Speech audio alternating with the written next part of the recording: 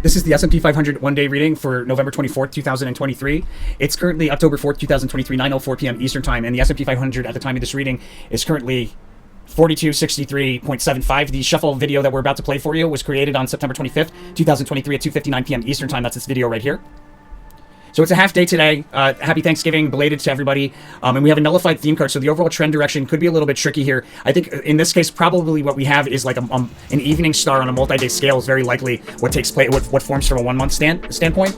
Very likely we're seeing a highest high first thing in the morning. It may be that we see the same high that we saw on the 24th, or excuse me, on the 22nd, or it could be a higher one. Behavior around the high for the day, a prominent move higher standing out on a one-day chart. Behavior around the lowest low. A decline that increases with the momentum moving forward into the low. And I'm advised to trade around a decline that offers an opportunity to open up a long position. Interesting. The unicursal is important. That makes sense. So we decline from the high, and then we very likely see it again on the 27th. That makes sense, and that's why we would see that as the trade card there.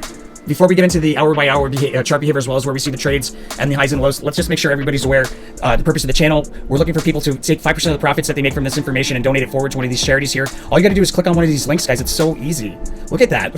And then 5% of the profit should be donated back to the channel through one of these links. If you're international, you can use Wise. It's definitely reputable. And thank you very much to everybody following that Real Karma, keeping the channel able to put out content and transmuting that competitive energy into goodwill, effectively making the act of creating wealth for yourself a holy act, because it's not just about yourself, it's about other people. All right, guys, so with that said, let's get into this half day. We have bumping along resistance sideways in the pre-market. We may break through resistance and then bump along resistance sideways again, but its majority is going to be bumping along resistance sideways at a high. It'll be like a rally, a sideways fluctuating rally into the high, and then at the high we have the unicursal. There's likely a big drop there from a high right at the open, likely a big drop to a low between roughly around like 10 o'clock. Around 10 o'clock, and you could close the short position there for a day trade, and you could open up a long position, I would say, for an opportunity to exit at the high again here on the 27th, right here around 10 o'clock. With an overbought peak that we sell off through multiple support levels, and then between roughly 11 and 12 we should have a move higher that stands out on a one-day chart through key resistance. We should stay above it briefly and then break back down through the same price level shortly thereafter, and then we should have a crest in the last hour. So we should see a crest that we sell off from into the close, and then right around the close a big move reaching for distant resistance, likely a high at the end of the day. And if we don't see a big move to reach for distant resistance with a high at the end of the day, then what this would be indicating is something along those lines on the following day. The sneak preview talks about a fast sudden move higher setting out on a multi-day scale, and I think we probably open to the upside there.